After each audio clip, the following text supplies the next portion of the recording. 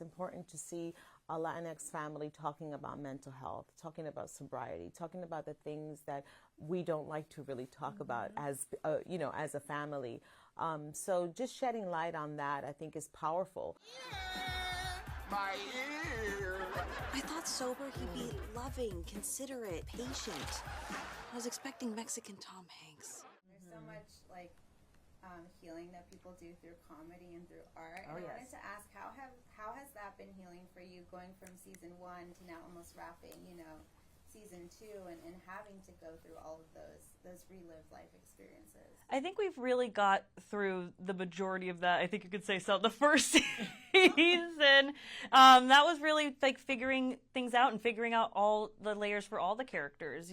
Rosie and how that relationship is like real life relationship with our parents, and I know Selenis has experience with that of like having the father-daughter mother relationship, and I think all of those got flushed out in the first season. So now we had to have play, and George goes through a lot of things, Rosie goes through things, and you get to be connected to these characters. And I think that's what's so lovely, that we get to explore even more. But now we're way more comfortable with each other than I think we were before in the writing, and we're all as a team were able to go forward and really hit it out of the park this season. Kind of just like take it there. Yes, absolutely. Yeah, I mean, we see Rosie fully in herself and her power. She's exploring her sexuality. We're seeing her not just as, sexy businesswoman, but also I feel like we're seeing even more so of your comedic chops in this season, Selenis. And I wanted to ask you, what does that mean to you, just to be able to step into this space, to play this multidimensional woman,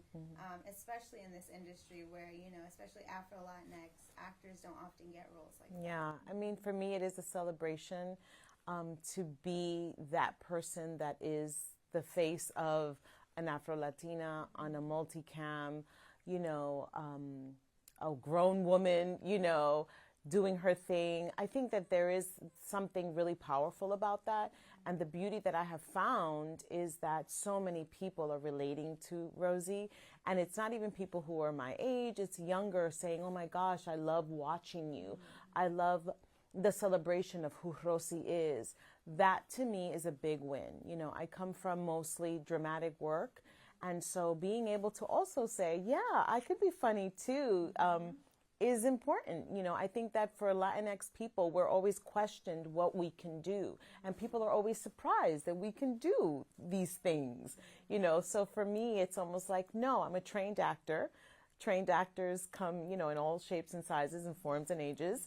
And I'm doing what I have trained to do for over 30 years in this industry. And I get to do it finally in this type of platform on NBC, with George Lopez and Mayan Lopez and an amazing crew and cast. So this truly is, for me, such a win in so many ways. And I'm learning as I go along. This is my first multicam. To really be involved in a multicam like this is a big deal. So I love that Rosie is a celebration of what women are. So, yeah.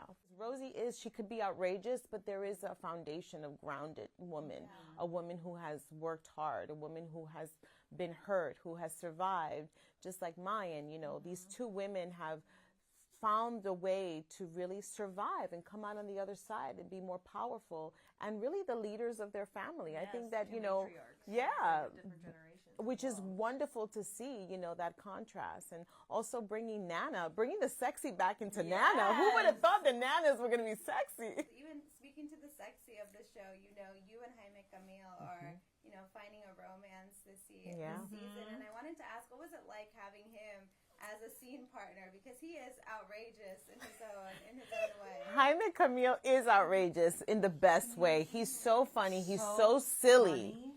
But he's a great scene partner. Like, I found myself really connecting with him in moments, and for him also to turn and be like, oh my God, that was so good. You're so good, and we both have this admiration for each other, and we didn't know, when people come into a show that's already going.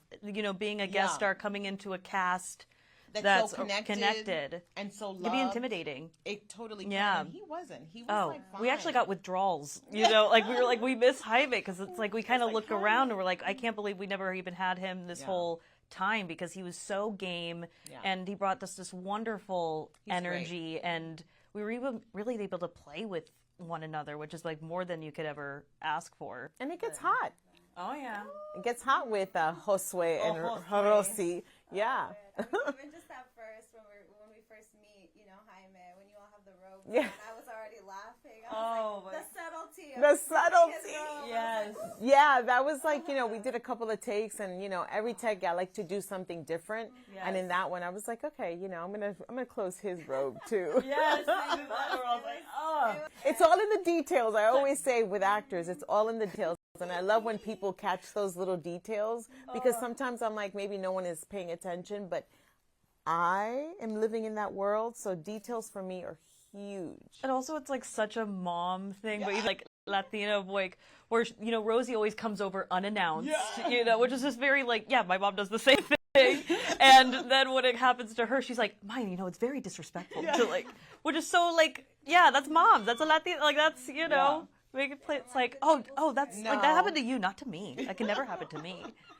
So it's like, that's how, you know, one of the wonderful little things that we're able to put in there. That's real. It's true. Yeah. Here comes the blame train. This morning you blame me because you missed breakfast.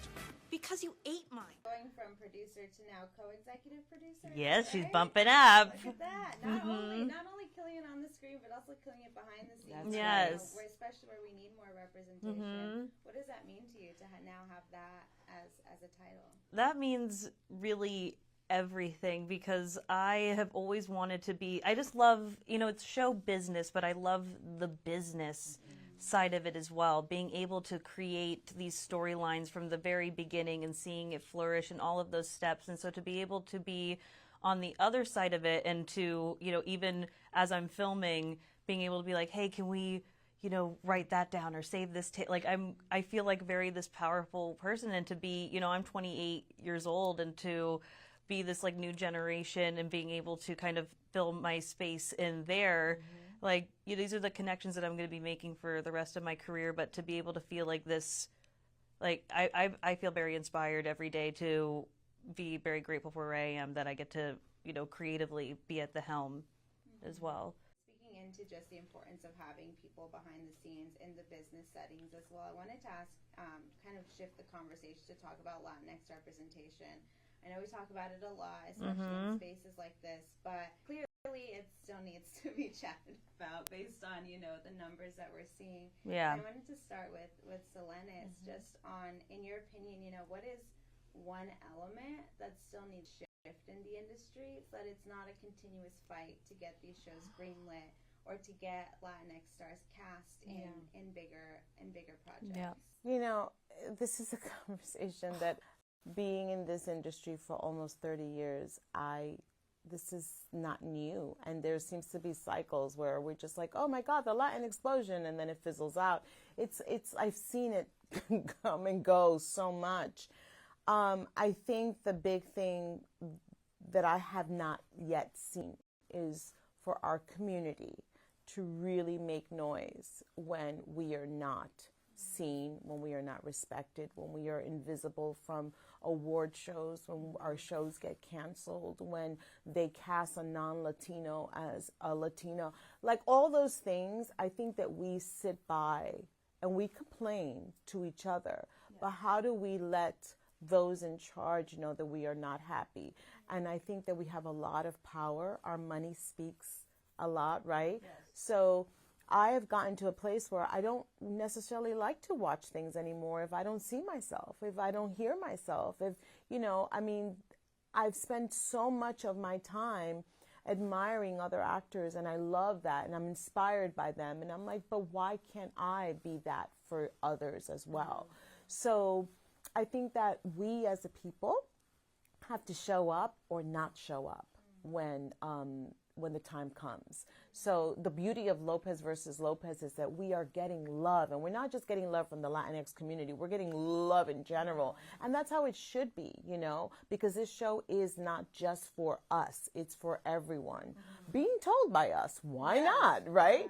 So I do think that the answer here, the thing that we have not seen, the switch we haven't seen, is our people saying, if we're not on it, If you're not talking to us, if you're not talking for us, then maybe we don't show up.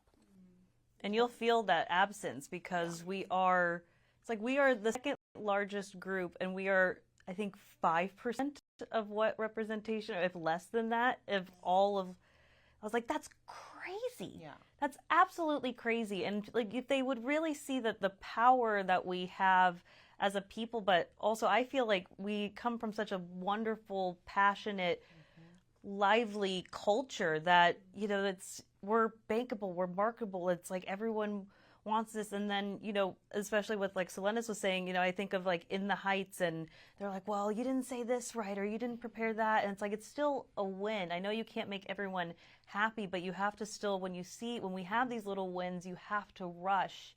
Yeah. Because really what I love is that, you know, no one can tell our stories like we can. And so that's what's so important, is that when one of us is behind this helm, you have to show up because you get mad that they're like, why aren't they? Because there weren't enough viewers. Like, or you sat there and you complained about how we didn't get it all right. It's one thing. It's like one at a time, like Mayan says. It's like one baby step at a time.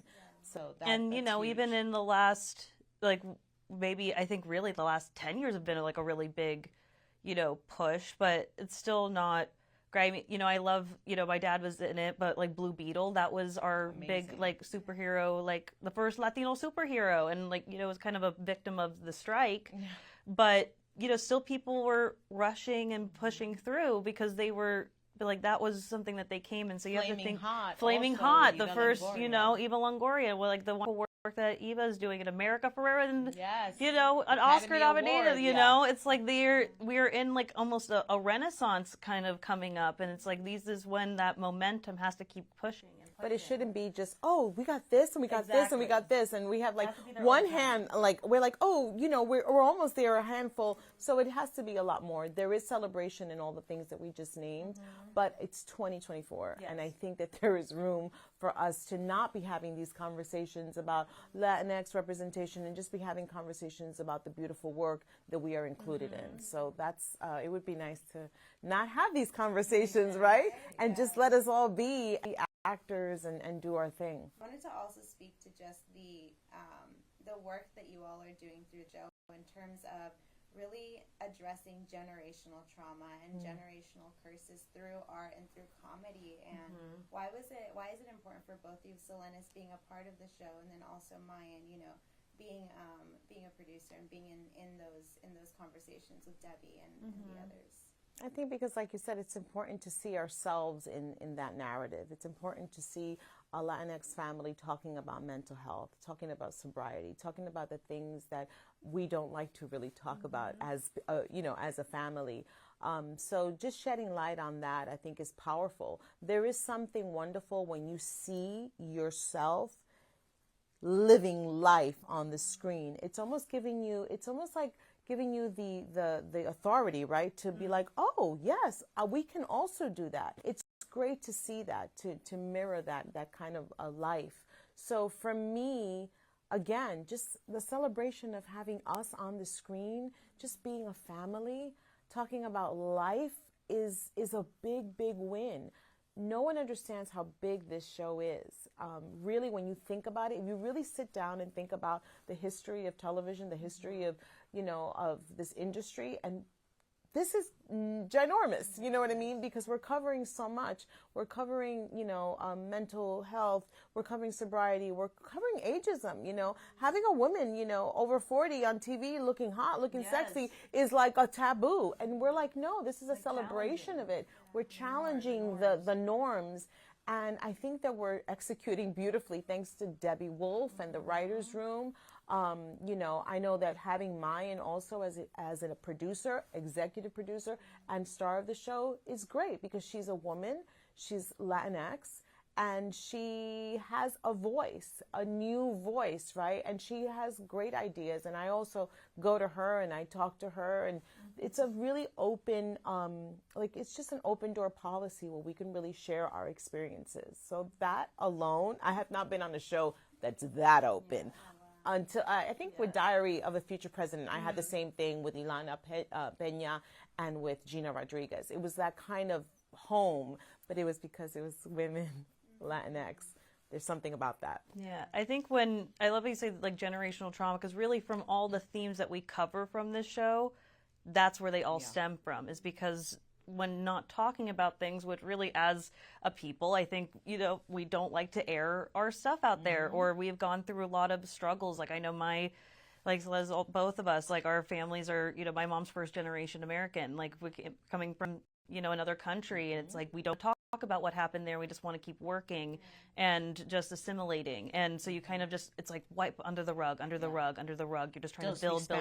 Yeah, fit in. Exactly. So it's just building, and that, 5-7 generations later, those challenges hurt. And I think now I always used to equate it to, there's a faucet leaking, and then it's going to keep leaking until someone stops it.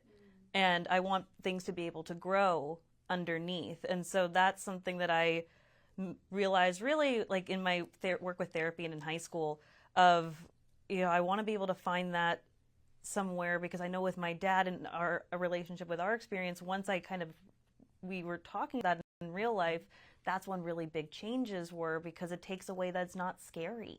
And it's not something that's so built up in your head that you can change, or if you can't change, you can expand it a little bit and just validate. And I think that's when, communication, I know, but you kind of get scared, and your own limitations can really limit a lot of growth and a lot of connection that you can find in your own life. And I think that's what we discover within the characters that we play in Lopez versus Lopez, is that reconnection, that communication. That's really how we're able to build this crazy, wonderful family. And I call it Lopez cinematic universe of like all these wonderful guest stars that we've been able to have, and we've created this beautiful, colorful, full world that I'm so grateful that I get to like play in for hopefully many, many years to come with this one right here. Oh, I think so. I think so. Many seasons. And I wanted to end our conversation today just asking you, with the wackiness of the show, what is one scene that in the middle of it, when you were acting, you're like, oh man, I cannot wait to see this on screen, or for the audience to see this? There's so many. There's so... this season? This season, I think that I was really excited to see, which is coming up tonight. Well, it's coming up It's coming up. So with Lisa Rinna. It's coming up soon, yes. Dinner? It's the dinner, but it's also Jaime, who he turns into. He's a mariachi. He turns into like this little mini version of a mariachi in like George's head. So that I wanted to see so badly how that kind of comes together. So I will be watching like everyone else. They filmed it on a green screen, and so it's just like he's trying to be like a little like a little hula dancer. Like that's where he is on the dash. Oh my! I can't wait for that. Jaime sings, you know what I mean? Jaime He's sings so like funny. Bryce and Jaime get into a singing battle of sorts in this dinner scene that is in. I think it's going to be the 7th episode or 7th or 8th episode. Yes. It's chaos, but it's hilarious. Like some of the craziest. Jaime and Bryce. There is an episode that you guys will really enjoy with Jaime and Bryce going at it. It's really funny. Oh, There's so much, right? So wonderful. Just the fact that we get to like name off, and we could keep going. Yes, we can keep going. You're like, wait, what can I share? Wait, what can I share? No, it's good. It's good. You guys are going to definitely enjoy it. So watch it on NBC, then streaming on Peacock, and if you want to watch all of season 1, you can watch it on Netflix. So we're everywhere. As you should be. Yes. As you should be everywhere. And is there anything that I didn't ask you that you'd like to bring up? I don't think so. And we do this a lot. I do this all the time. And we have like conversations just by making noise. Sometimes we're like, Be like, we always have the joke of we could be sisters. we could be sisters. Actually, I have a follow-up question. What was Yeah. it like building the chemistry as mother and daughter for both of you? Oh my God, It was easy. immediately, because Yeah. it's almost like Celeste has a daughter, and I'm the daughter, obviously, of a mother. And but our family dynamics, even off screen, were very similar. My mom was kind of a single parent, and there was Celeste, where it's like almost like we're playing, the versions. When I met mine, I was like, she looks like Nadia.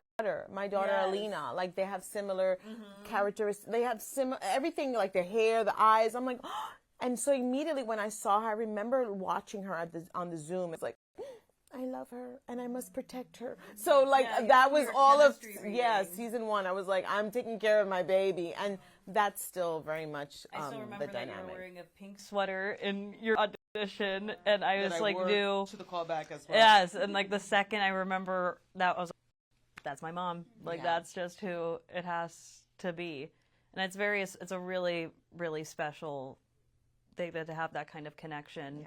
That's something I take. We for. love each other. We love each other. It's really like we all really love each other. Yeah. And people were like, "Oh, you're just saying that." It's like, oh, No, we're on, like, obsessed with 3 each other. different chats. We're like constant with. You should see us at the end of like the taping, live taping. We all like cram into one dressing room, and it's always like different dressing rooms. It's not just one designated. We all cram. It's like we hear each other. We're like, okay, let's go here, Yes. and we all just gather together and have a good time, and as a family, and do go out to dinner and stuff like that. FaceTime each other. We know a lot about each other. There's a lot of.